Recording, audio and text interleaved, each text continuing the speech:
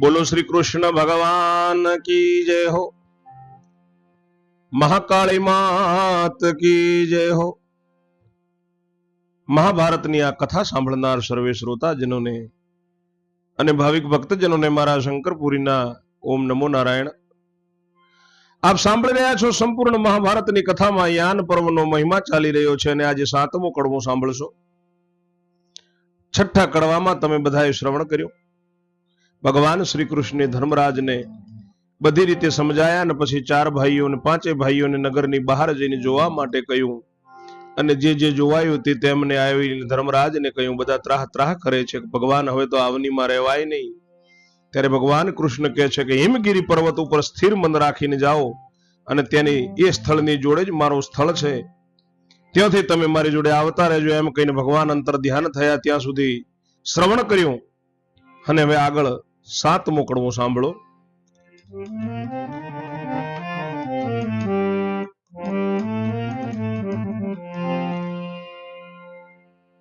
બોલ્યા જય મુનિ મુખથી વાણી સાંભળ રાજાયું લટયાણી।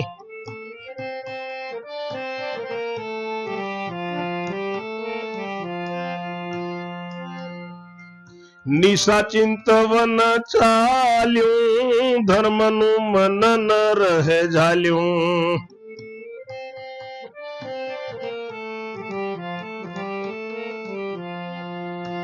એવે થયો પ્રાતઃ કાળ થાય જાગ્રત સતી ના બાળ।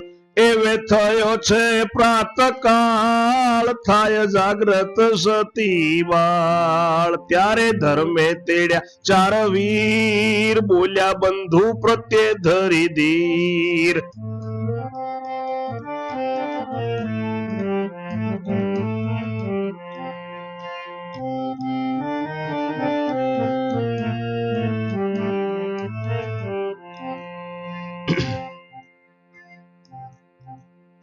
સુણો ભીમસેન મારા વીરા, સુણો ભીમસેન વીરા વાત કરશે કળયુગ ઉત્પાત। માટે મારે હિમાલય જાવું તેથી તમને રે કામ બતાવું।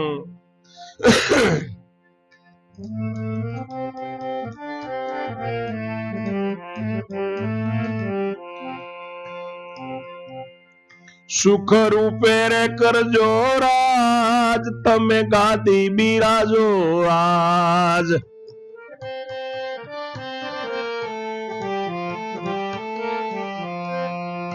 પ્રજાપુત્ર ની પેરે પાળો કુળ ધર્મ ને સત્ય સંભાળો।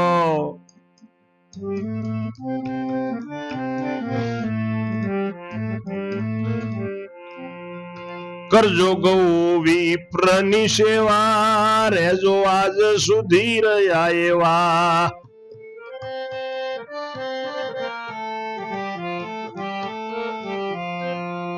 વૃદ્ધ માતા ને પાળશે પ્રીતે રાખજો સર્વ બંધુ ની રીતે।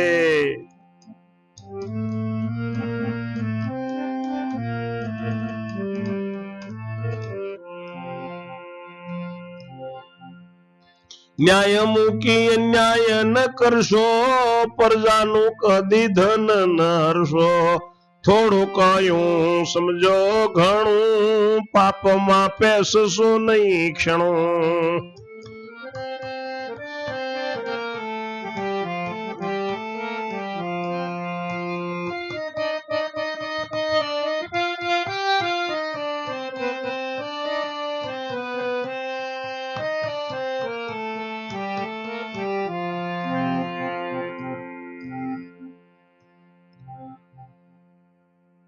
રાજા જન્મે જઈને જય મુનિ ઋષિ કહે છે ધર્મરાજનું ચિંતનમાં મન ચાલ્યું ગયું। ધર્મનું મન ચાલ્યું રહેતું નથી અને એમાં સૂતા છે। નિશા પૂરી થઈ, રજની જતી રહી, પ્રાતઃ કાળ થયો।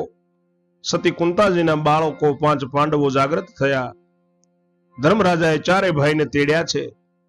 4 ભાઈને ધર્મ તેડીને પછી ભીમને કહે છે કે વીરા ભીમ હવે આ કળિયુગ ઉત્પાત કરશે ને મારે હિમાલય જવું છે, એટલે તમને હું કામ બતાવું છું.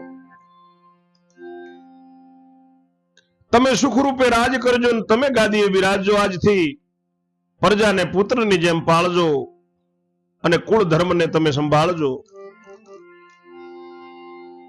ગૌ બ્રાહ્મણની સેવા કરજો. આજ સુધી રહ્યા એવા તમે રહેજો.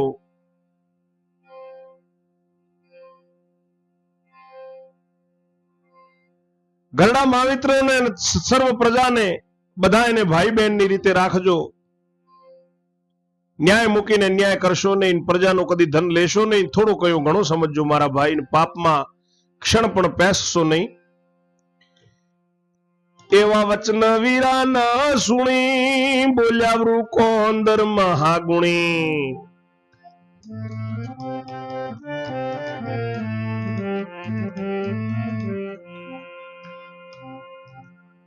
મોટા બંધુ તમે શીખ દીધી, મેં તો માથે ચડાવી લીધી.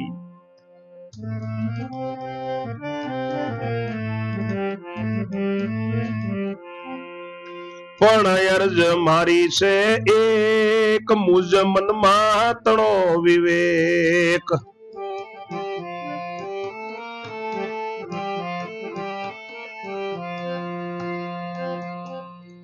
કોને પ્રભુ પદ વાલું ન લાગે, કયો નિર્ભાગી માયા માગે. કોને પ્રભુ પદ વાલું લાગે ન, કયો નિર્ભાગી માયા માગે. જેવું પ્રભુ પદ તમને વાલું, તેવું પામવા હું પણ ચાલું.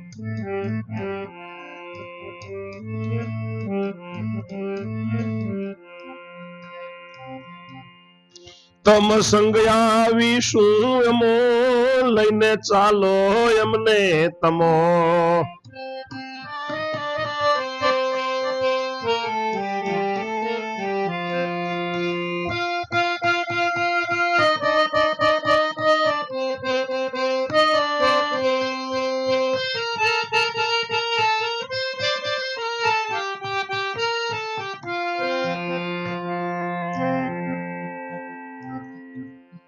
નથી રાજકાજની મમ ખુશી, હિમાલય આવવાની છે રુચિ.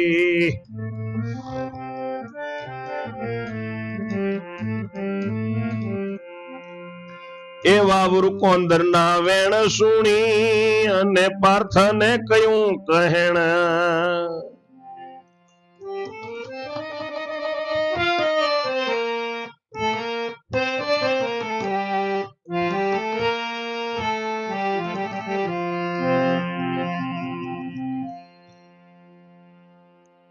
ધર્મરાજાના વચન સાંભળીને વૃકોંદર ભીમસેન મહાગુણી બોલ્યા છે કે ભાઈ તમે મને શીખ દીધી, મેં માથે ચડાવી લીધી, પણ એક મારી અરજ સાંભળો. મારા મનમાં એક વિવેકની વાત છે કે ભગવાનનું પદ, પ્રભુ પદ પામવાનું કોને વાલું ન લાગે, ને કયો નિર્ભાગી આ સંસારમાં માયા માગે. પ્રભુનું પદ જો મળતું હોય, પ્રભુના ચરણ જો મળતા હોય, મોક્ષ ગતિ મળતી હોય, તો માયા કોણ માગે. જેવું પ્રભુપદ તમને વાલું છે એવું પામવા હું પણ તમારી સાથે ચાલું.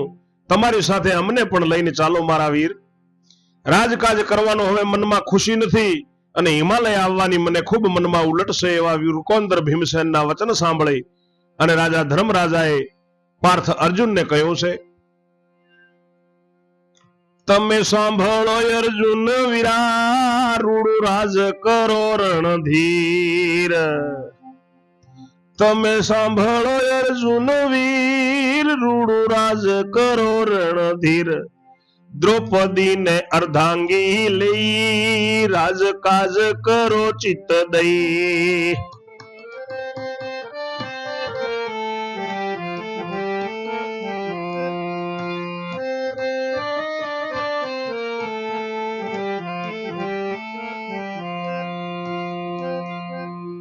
વળતા વધ્યા પાર્થ રે વાણી, રાજ કરવું નથી એ તયાણી. આ તો વ્યવહારની મહાવ્યાધિ, મને ગમતી નથી આ ઉપાધિ.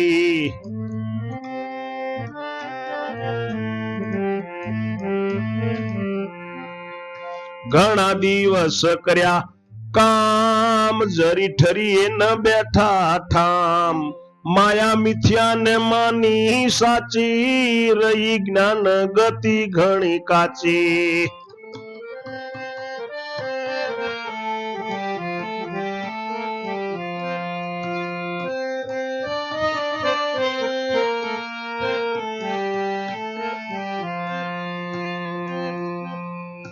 મારે આવવું છે તમ સાથ, કોને વાલા નહીં વેકુંઠનાથ. એવો પાર્થનો ભેદ જાણીને બોલ્યા સહદેવ પ્રત્યે વાણી.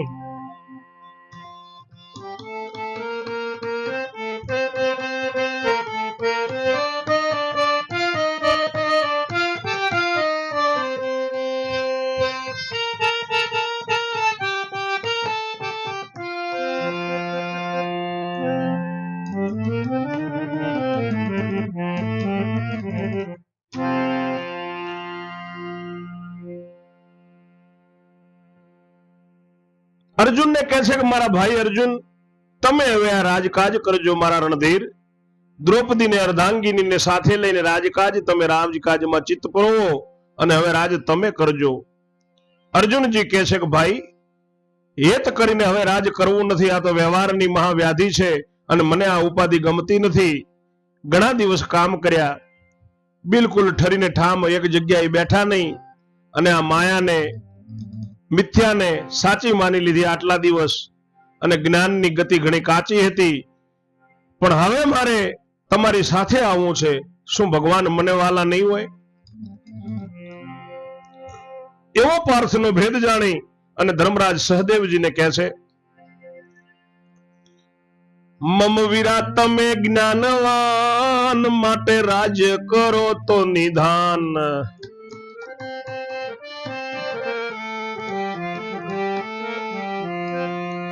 મમ વીરા તમે જ્ઞાનવાન, માટે રાજ્ય કરો નિધાન. તમે ત્રિકાળ જ્ઞાની જોશી, માટે સદાય રહેશો નિર્દોષી.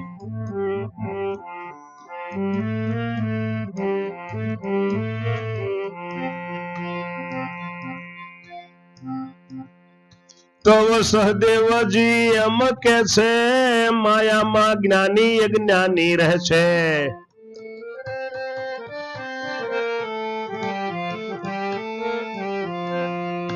કદી જોઈ વિચારીને ચાલે, તોય માયા કુમતી ન આલે.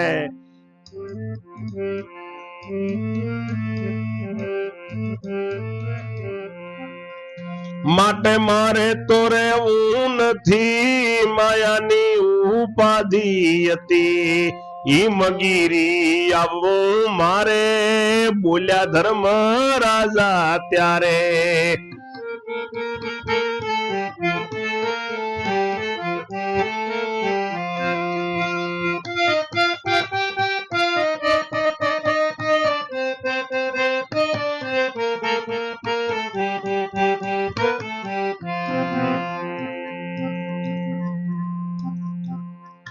કરો નિકુળ વીરા કામ, રાખો રાજ ગાદીનું નામ. તમે કનિષ્ઠ બંધુ શેક, જોઈએ ગાદી પર એક.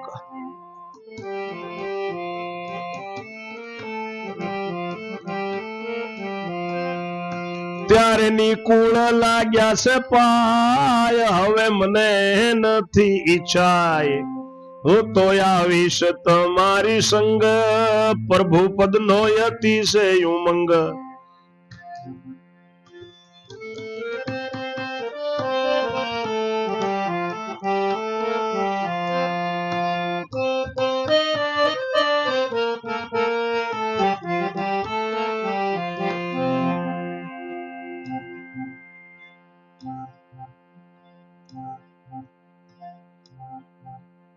પછી ધર્મરાજા બોલ્યા રે વાણી, તમો સાંભળો દ્રૌપદી રાણી.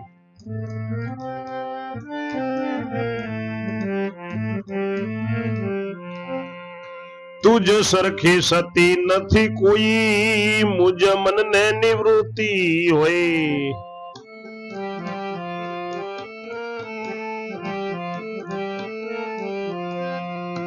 આપણા અભિમન્યુ નો છે તન, નામ પરીક્ષિત પાવન. એને બેસાડજો રાજગાદી, બીજી કરશો નહીં ઉપાધિ. તમથી ઉછરેલો એ બાળ, માટે રાખજો શુભ તત્કાળ. ત્યારે દ્રૌપદી બોલી છે વાણી, સુણો સ્વામીજી ઉલટયાણી.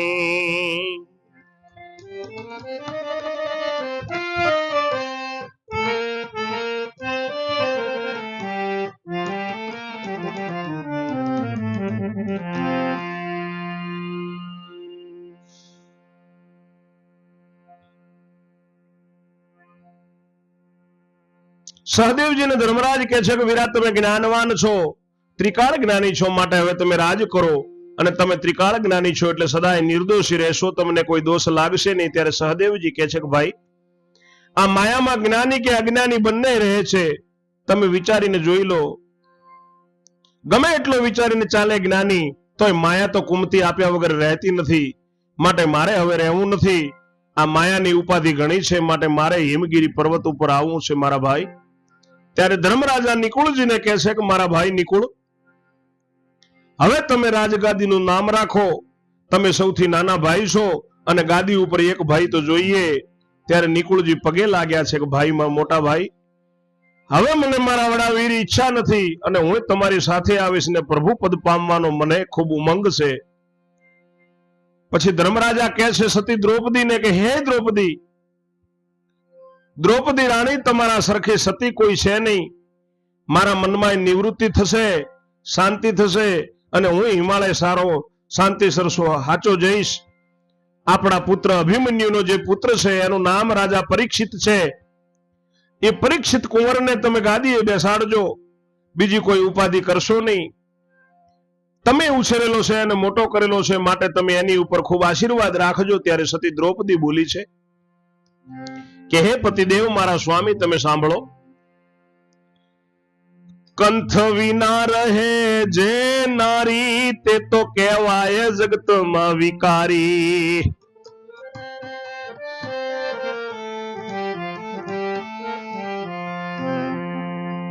વળી આવ્યો છે કળિયુગ પાપી, નોખે સતીનું સત્ય યુથાપી.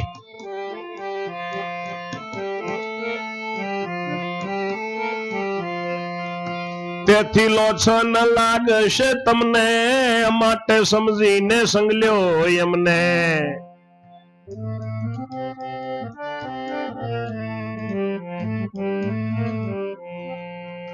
તેમ સતાએ નહીં લ્યો રે સાથ, તો પ્રાણ તજું નાથ.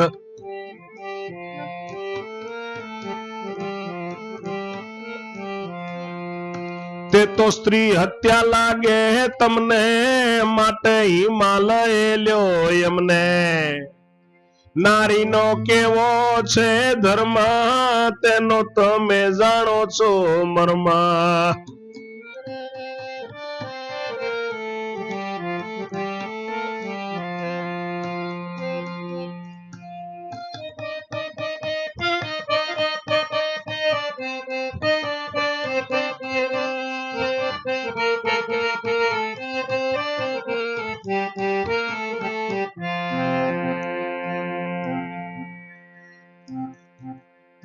પ્રેમ દાને પતિ પ્રભુ તુલ્ય, તેથી બીજો નહીં અમૂલ્ય. પતિ તજી પ્રભુને રે ઝાલે, તેને મુક્તિ મોહન ન આલે.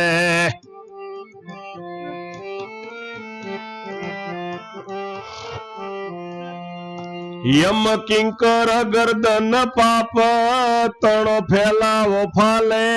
માટે ઈશ્વર પેલો કંથ પંથ.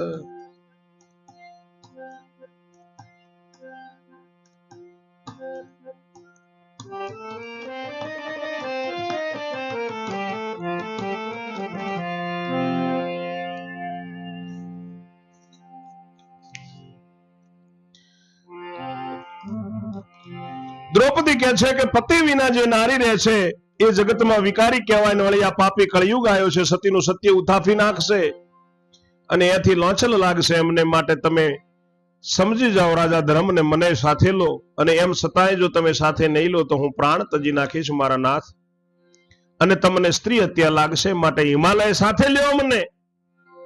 નારીનો કેવો ધર્મ છે એ તો તમે જાણો છો રાજા ધર્મ, એનો ધર્મનો મર્મ તમે જાણો છો. પત્નીને એનો પતિ જો હોય, સ્ત્રીને એનો જે પતિ છે એ ભગવાન તુલ્ય ગણાય. પત્ની માટે એનો પતિ જ ભગવાન છે, બીજો એનાથી કોઈ અમૂલ્ય હોતો નથી. જો પતિને તજી દે અને ભગવાનને પકડે એને કદી એ મુક્તિ મળતી નથી. મોહન કદી એ મુક્તિ આપતો નથી.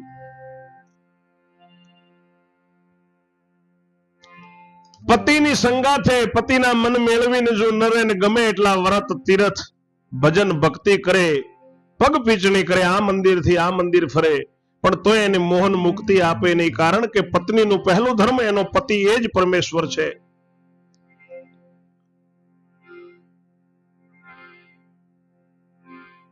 યમ કિંકર અને પાપનો જે ફેલાવો ફાલે છે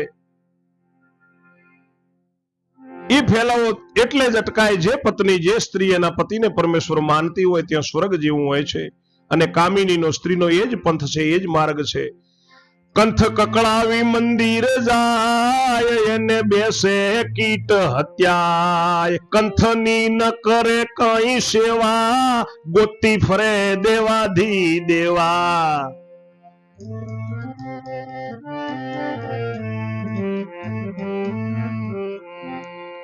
વઢે કંથને મહારીશ યાણી, એ તો ગણી કાતુલ્ય ભગતાણી.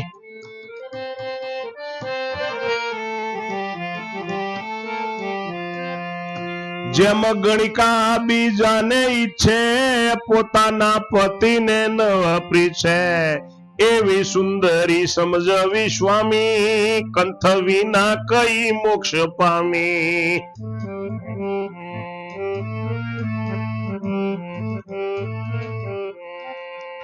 માટે હું તો તમ સંગ આવું, તમ સેવાથી પ્રભુ પંથ જાઉં. પતિને કકળાવી, કંથને કકળાવીને મંદિરે જાય એને હત્યા લાગે, અને કંથની કઈ પણ પ્રકારની સેવા ન કરે, જો પતિની સેવા ન કરે, ને દેવાધિદેવ મંદિરે મંદિરે ભગવાનને ગોતતી ફરે, પોતાના પતિને રીસ કરીને જે પત્ની બોલતી હોય, ગુસ્સો કરીને જે વઢતી હોય, એ ગણિકા જેવી કહેવાય. એ ભક્તાનીને સતયુગમાં ને ત્રેતામાં દ્વાપરમાં ગણિકા કહેતા, અને અત્યારે ભક્તજનો આપને ખબર જ છે પણ મારાથી કહેવાય નહીં. જેમ ગણિકા બીજાને ઈચ્છે છે, પોતે પોતાના કર્મ કરે છે, પોતાના પતિને પ્રેમ કરતી નથી, અને એની કાયા શરીર બીજાને આપે છે, નાચ નચણિયા નાચે છે. એવી સુંદરી એ સ્ત્રીને સમજવી જે પોતાના પતિને માનતી નથી પરમેશ્વર જેવો. અને કંથ વિના કઈ નારી મોક્ષ પામી છે. ધર્મરાજ માટે હું તો તમારી સાથે આવું છું, અને તમારી સેવાથી હું ભગવાનના પંથે જઈશ. તવ જાણ્યું ધર્મ રાય, તો રહેવાની નથી ક્યાંય. પછી ધર્મે કહ્યું સુણ નારી, તું તો આવજે સંગે અમારી. એમ કહીને ધર્મરાય લાગ્યા કુંતાજીને પાય.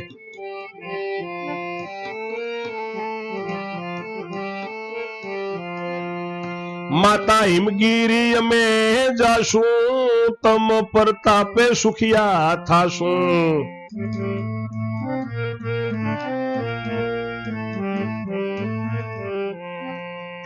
કુંતાજીને આવ્યા ત્યારે આંસુ, વૃદ્ધાવસ્થાએ હું જીવી ફાસું.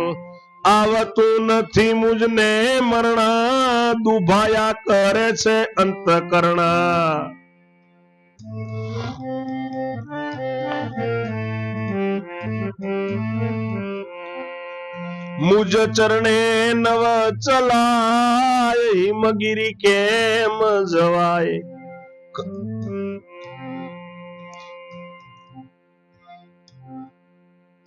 આત્મહત્યા જો કરું, તો માથે બેસે હત્યા. આત્મહત્યા જો કરું, તો માથે બેસે હત્યા. ધર્મરાજાએ મનમાં સમજી ગયા કે આ દ્રૌપદી ક્યાંય રહેવાની નથી અને એ સતી બીજી વાત માનશે નહીં. પછી ધર્મરાજાએ કહ્યું છે કે ભલે નારી તું અમારી સાથે આવજે એમ કહીને ધર્મરાજા પછી કુંતાજીને પગે લાગ્યા કે માં અમે હેમગીરી ઉપર જશું અને તમારા પ્રતાપે હિમાલય ઉપર હાડકાં ગાળીને સુખી થશું અમે. ત્યારે કુંતાજી રડવા લાગ્યા, આંસુ આવ્યા કે વૃદ્ધાવસ્થાએ હું બેટા હવે આ જીવીશું, આ ખોળિયું છૂટતું નથી ને મને મરણ આવતું નથી, મારો આત્મા દુભાય છે હવે, પણ મારા પગ ચાલે નહીં, મારા આ ચરણે હિમગીરી ઉપર કેવી રીતે જવાય ને જો આત્મહત્યા કરું તો મને હત્યા લાગે, 84 લાખ યોનિમાં ફરવું પડે, મારો પ્રાણ છૂટતો નથી. દીકરા મૂકીને મરવા જાય મુજને તે તો કેમ ખમાય, કઈને રડવા લાગ્યા માત. ત્યારે ધર્મરાજાએ જોયાથ જનની કંકાસ, ન કઈ કરશો અમને પાપ માનવ ભરશો, આપો આજ્ઞા રાજી થઈને પ્રભુ પદ પામશું ત્યાં જઈને.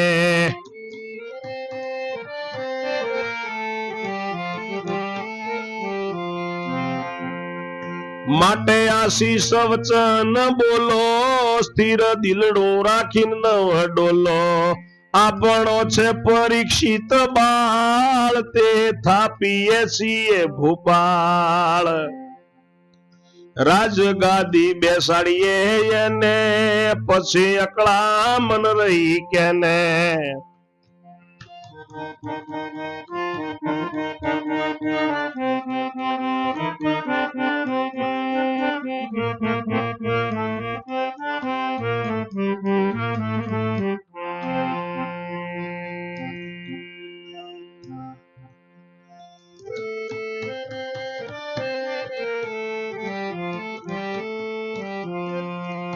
માટે કલેશ મૂકીને થાઓ રાજી, તમને શું દઉં શીખ જાજી. ધર્મરાજાએ હાથ જોડ્યા.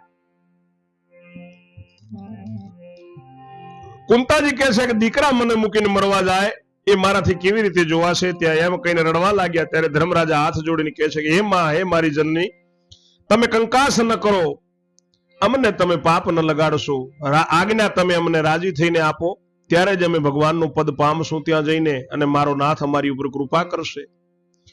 માટે આશીર્વાદ વચન આપો અને તમે મનને સ્થિર રાખી અને અમને કહો, આપણો જે પરીક્ષિત બાળક છે એને અમે રાજા થાપીએ છીએ, એને રાજગાદીએ બેસાડીએ છીએ, પછી શા માટે શેને અકળામણ રહી? માટે તમે કલેશ મૂકીને રાજી થાઓ, તમને તો હું શું જાજી શીખ દઉં. એમ માતાને સમજાવી, ધાર્યો કાર્ય જ વિપ્ર બોલાવી,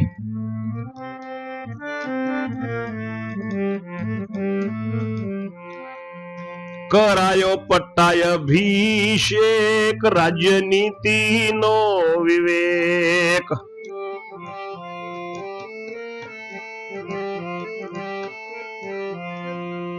આશીર્વાદ વિપ્રો ના લઈ, આપી ગાદી આશીષ દઈ.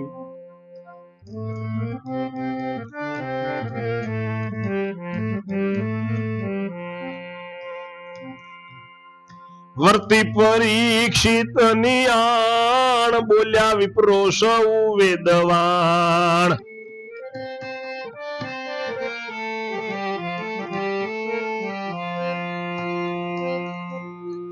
આણવર્તી થયો જે જયકાર, પુણ્યદાન કીધાય પાર, બધી પ્રજા જોવાને રે આવે, પરીક્ષિત ને પુષ્પે વધાવે.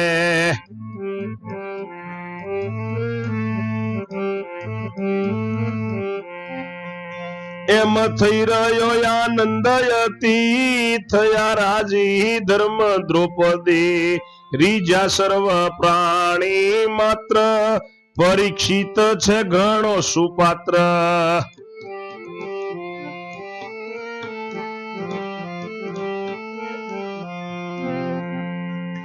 એની કીર્તિ ચાલી એવી, શોભે કાંતિ શશીના જેવી, શોભે યુધિષ્ઠિર કેરી, તેવી થઈ તેમાં નહીં ફેરી.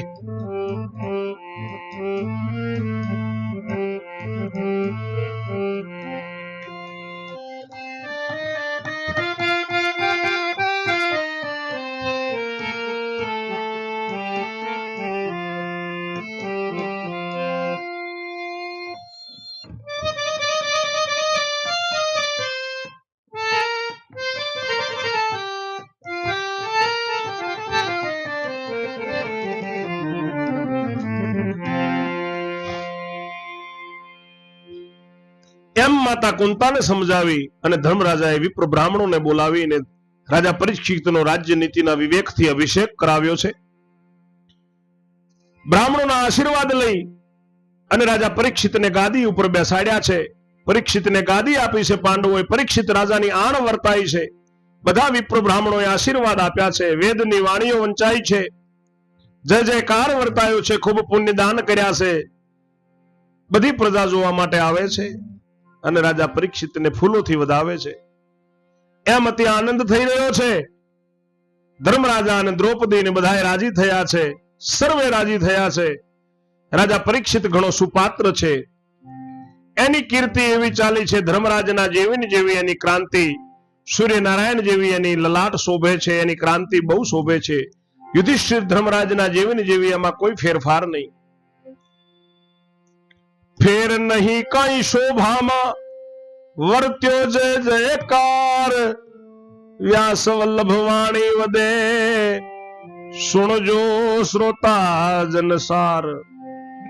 આગળની કથા 8મા કડવામાં સાંભળશો. ત્યાં સુધી મારી વાણીને હું વિરામ આપું છું. જય જય શ્રી રણછોડ. ઓમ નમો નારાયણ.